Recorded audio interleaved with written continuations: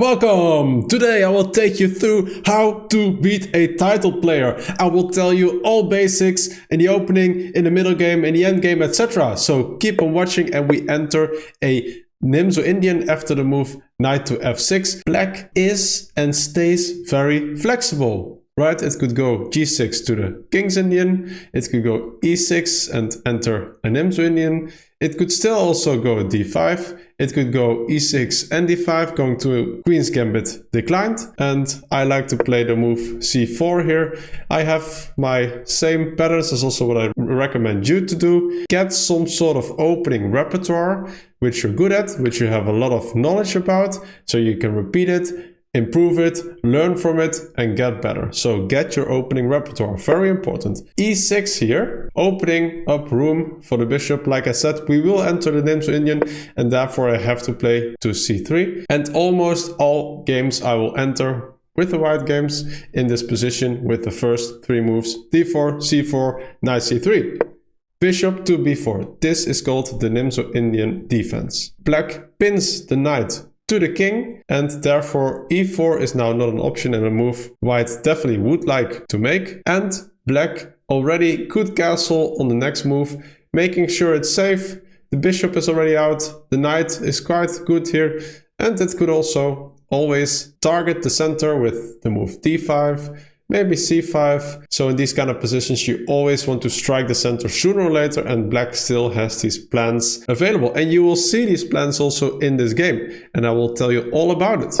f3. This is a move Ben Feingold tells you never to make, but if you want to play boring chess like Ben Feingold, he's a very good player of course, but it's not my kind of style. I like to go for the aggressive attacking style, so then I would definitely recommend you to overthink if f3 suits your repertoire.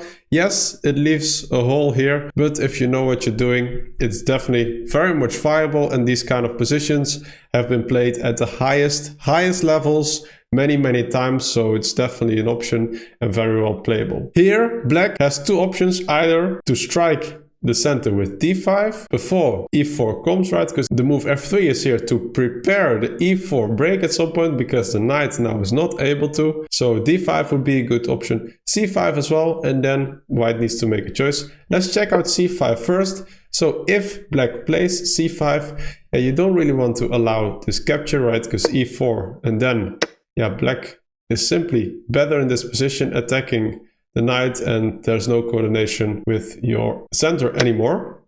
So here the move d5 is the most common move, but the move b5 is a good follow-up. So if your opponent has a very good center, like I have with the pawns on c4 and d5, maybe e4 coming up, because there's no way black can really prevent it, then you want to attack the base pawns of that chain, that pawn chain.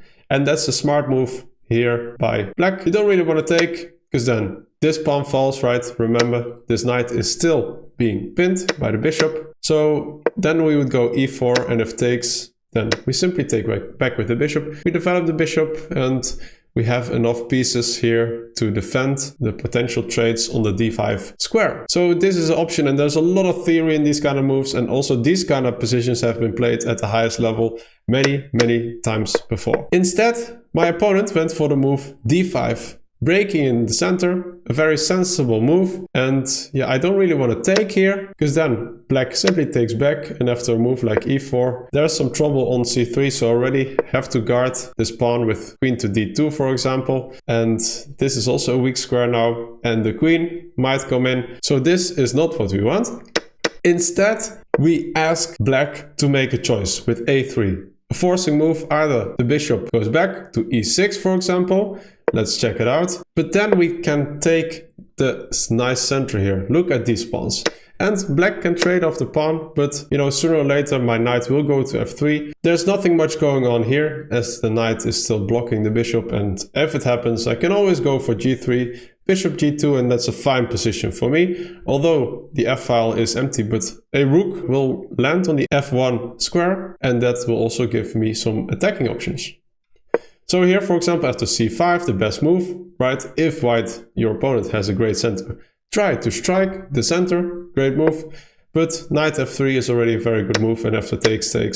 and maybe castles, for example, or queen trade. White is simply good here, but black also has fine play, and white has the more ruxy bind here with the c4 and the e4 pawn. Another option is to simply take the knight, and this is the most common move in these kind of positions, and here we simply have to take back, of course. Well, black gave up the bishop pair, but is already able to castle, which white cannot do anytime soon. It still has to put the pawn forward, develop the bishop, develop the knight, and it can only castle then. So black has some pluses in this position. Another downside for white is that these pawns are doubled. But at the same time, we can get rid of them quite fast. Here, black plays the move c5, striking the center yet again. Great move. Now I need to make choices. What will I do? Well, there is two options. I can also not take, but so let's check out this move. When you take this pawn, because maybe you think it's a free pawn, it's not a good move because you have triple pawns here. The position opens up a bit more, and I'm still lacking in development. So this is not the moment to go for pawn grubbing, and after a move like this, black is already quite well positioned here, and these pawns are doubled, and likely I will lose one of them sooner or later. So that's not what we want. Instead, what I did is I took this pawn, getting rid of my double pawns. Right, you don't want to have double pawns, so getting rid of them is very nice. And here there's three ways to take back. Let's first check out if you take with the queen. Well, then the queen is in the center of the board, and in the center of the board, the queen is often quite vulnerable. So a great reply for me would be e4. Attacking the queen, taking a great center, and the queen simply has to retreat, maybe to d8, also an option. But here after bishop to c4, and my knight will go to e2 and I will castle. I have a very strong center, and this would be the dream for me. So don't take with the queen, because your opponent then gets a tempo. You could also take with the pawn, which is, I think, the most common move in these kind of positions, or at least one of the top two moves. But then you get a setup with e3. I also have a video on this setup. Check it out. Castles and bishop to d3. And for example, after b6, knight to e2. Black goes for bishop a6 as an example, could also go for rook to e8 and trading off the bishop. So for example, of the castles, this position is very dynamic. White will maybe go for e4 at some point. Maybe there will be some pawn trades. So a lot can happen, and this position will open up very soon. And white's king is quite safe, right? So no need to stress out about f3 because we played this in a good way. Instead, my opponent takes with the knight, also a very sensible move. And here we do take the free pawn. I could go for e4, but that is not a good move, because then simply this pawn hangs and my queen is being attacked. And if I go forward, then you can take this pawn. And now all of a sudden, black has a very good position. So that's not what we want. Therefore, we first take this pawn. And taking here is not really an option now, because I then trade. And here, the knight doesn't have a lot of escape squares and is also on this diagonal, right? And it cannot be defended. So bishop to d2 would be a good move here. Attacking this pawn, but we have a tempo on the rook. Attacking the rook. We go here. We can give a check in between. And then, for example, go either back, but it's better to keep an active bishop. So rook c1 would be the best move, defending this pawn. And later on, I will go e4, get my king here to defend the g2 square. And then maybe the bishop here, here, here, the knight here. Maybe it goes here. So black played queen to a5, attacking both weaknesses in my camp. And there's a great move I can play in this position. I simply ignore both pawns and take the center, attacking the knight. And this might seem like a bad idea, but it is actually quite a good idea. And taking with the queen is not really advised. Maybe you think, okay, I will win the rook here, but there's a great move here, which defends basically everything and is winning. Bishop to d2, attacking the queen, defending the rook. And if you would take here, then the knight is hanging, right? So now I attack two pieces. There's only one way, queen e5, because now you pin this pawn, so the knight is not under attack. But if I just simply develop, now the knight has to move and you go back. And with the move knight to e2, I also defend now the c3 square. So now the bishop can go here and getting this great diagonal over here. And yeah, this is a winning position for white. There's many knight moves black can make. This is one of them, maybe the best one, but then I would go for the defense of the most forward pawn. It's already advanced most, and it's a thorn in black's camp. I give up this pawn, but I get a lot of play in return after king f2, getting to safety. Maybe it feels a bit shaky, but it's far from shaky. And after castles, for example, simply play knight to e2. Maybe you think, okay, well, you're blocking your bishop's exit square. You are, for now. The queen has to retreat. Now you play queen to e1. You don't really want to trade, because then rook takes. And yeah, with a very strong pawn, already active pieces, the knight will come in, the bishop will join the party. Black is worse here in this position. So after queen to c7, the knight joins the party, and this is simply a very good position for white. And you will keep this pawn, right? Because of this tempo move, it is being defended. The queen has to move, and now we defend this pawn with the rook, and we keep this pawn. White is better here. Instead, black got very greedy here, taking this pawn with the knight. But it gives a question mark. Why? Well, we're attacking the queen for sure and setting up an x-ray, but we can get rid of both in one move. Queen d2, and the x-ray is gone. The queen is not under attack anymore, but we set up the pin of the knight on the queen. This is something my opponent didn't see. And here knight to c6 would have been the best move. But do you see a great move for white here? We've seen it already on the board. Bishop to b2. Great move, setting up the pin to the g7 pawn. And if the knight goes here, only retreat square. Right, because this wouldn't work. After takes. Do you see what's hanging? Yes. The knight with a check. So you go knight a4. Now we trade off the queens. And this pawn is eventually hanging. And we go to f6. And yeah, black goes for this pawn. But we have a lot of activity. Rook c1. Our pieces are simply better in this position. But black was already greedy and continues to be greedy, and that's simply a big mistake. Queen takes c5. Big question mark. Big mistake. Why? Well, I will tell you. Bishop to b2, a very logical follow-up. Attacking the knight, eyeing on the g7 square. And the knight doesn't have a lot of retreat squares because of my great center pawns. If you would go here, for example, then we could take this pawn attacking the rook. And if the rook goes here, then rook c1. Look at this, a pin on the queen and the bishop, and you cannot protect this bishop. And it goes there with check, and we will win the rook as well. So the best move is to simply give up your queen here. And yeah, this is still horrible, because we attack the knight, we attack the rook, and also the bishop behind the knight. So yeah, this is the best move, but then we simply also win the knight. And the same is true for knight to b5. Because then we have the same rook move. And black cannot really defend it. And the best move, according to the computer, is to simply take the rook. It takes, because for example, if you would go here, you simply take the bishop. And if the king comes forward, we also take the rook. That's a free bishop and rook. So the best move here is to take the e4 pawn. We take it back, and there's now not this on the board because of castles. And black is in time. But we won a knight for a pawn, so we're winning here. But how to convert these kind of positions? Well, I think a great move to start, if you can make a move with a tempo, always do it. We saw it also with the e4 move, attacking the queen as one of the examples I gave, but here, rook c1. Attacking the queen while our rook gets into an active position. Great move. Queen b6. If you're ahead in position, in material, whatever, then it is quite beneficial to trade pieces, because the less material on the board, the more beneficial and overpowering your material advantage will be. So I played the move queen to d4, setting up the battery and threatening checkmate.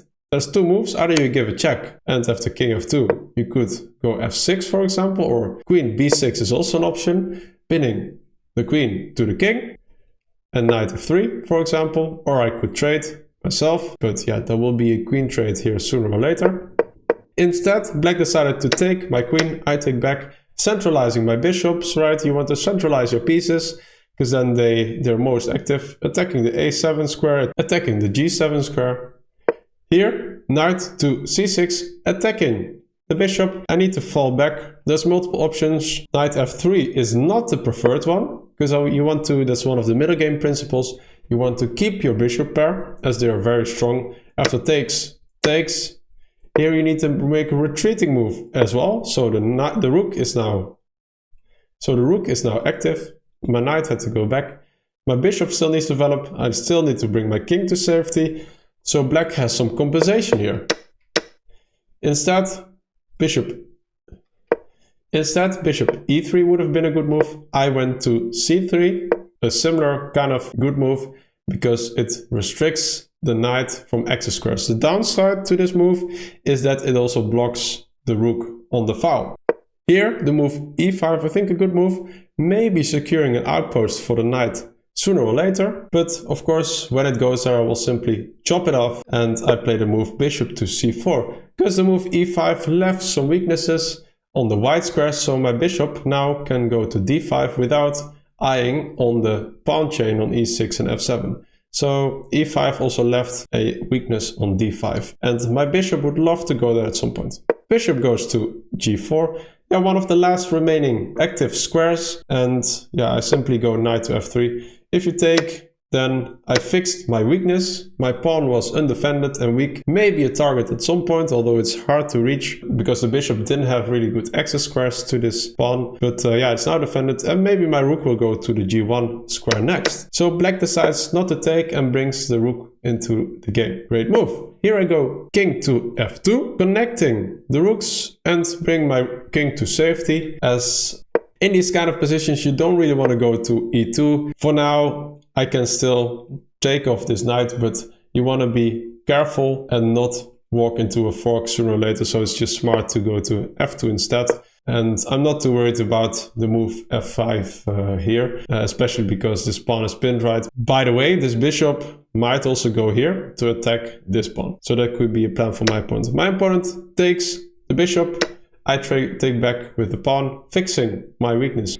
Here the move a6, going for some counterplay, maybe with b5, but the thing is my bishop wants to land on d5 anyway, centralizing the bishop, attacking the knight, keeping an eye on this diagonal, so b5 is not really a threat, maybe even a weakening of the position as the pawns, how further up the pawns are, how more easy it is for me to attack them, right, because they get in my realm in that sense. Bishop d5, and that's where my bishop wants to go, and here rook to e8. Defending the pawn simply because I was threatening to, let's say, h5, a random move. Here I can simply take, maybe not the best move to give up the bishop pair just for a pawn, but this is an option for me. It's not what I played.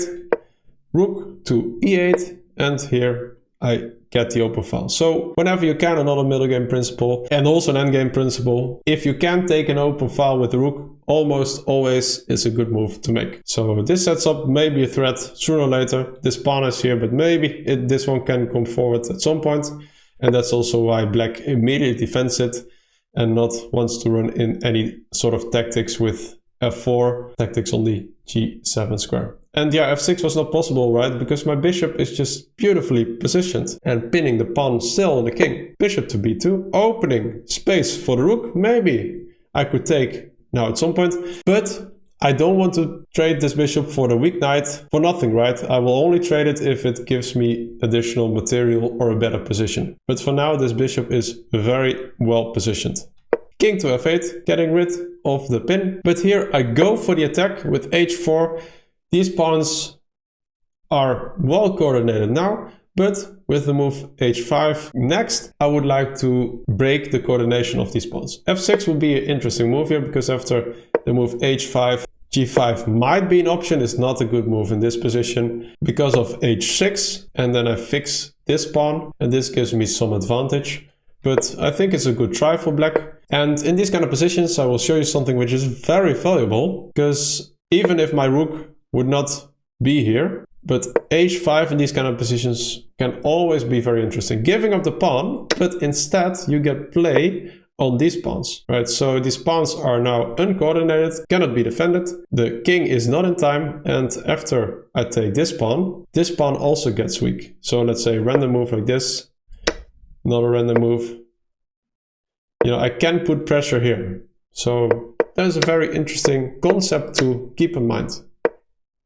But here, black went for the move h5, blocking the progress and exactly preventing what I was just telling you about. So the king side of the board is currently closed. So I just need to switch my attention to the other side of the board. I could go king to e3 and bring in the rooks and play a slow game. I saw a very concrete line here, and that's why I took the knight for my great bishop. And after taking back, there is a great move here. So for example, if you take back with the rook, I would take, and now maybe rook here, attacking this pawn. This pawn is also an attack, so this rook is overloaded. And yeah, I will simply win that pawn sooner or later. f6 is now possible, but then this pawn falls and black's position is simply crumbling. Instead, my opponent took back with the pawn, but then there's another great move to make rook to c5. Attacking the e5 pawn, still keeping an eye on the c6 pawn. Maybe my rook will go here sooner or later, but the thing is that my opponent cannot really defend the e5 pawn, because after this move, the g6 pawn is undefended and I can simply take it. And I could either drop back, but there is not a complete trap here, so maybe you think that after this move, the rook is trapped, but there's one more square. And then maybe you think, okay, but then you can go after this pawn. Well, yes, but king to g3 fixes everything, and white is still eyeing on these pawns. So this is simply winning for white.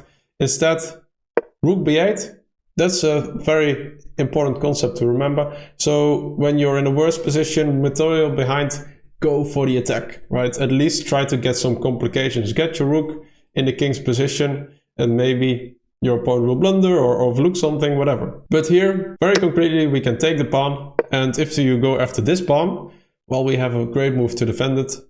We have a check here, and if the king goes to g7, we can simply take this pawn, right? Because the bishop defends the a3 pawn as well. And yeah, I will gobble up the a6 pawn later on. And yeah, this is not a very threatening check, as my king will simply go to g3. This pawn might go forward.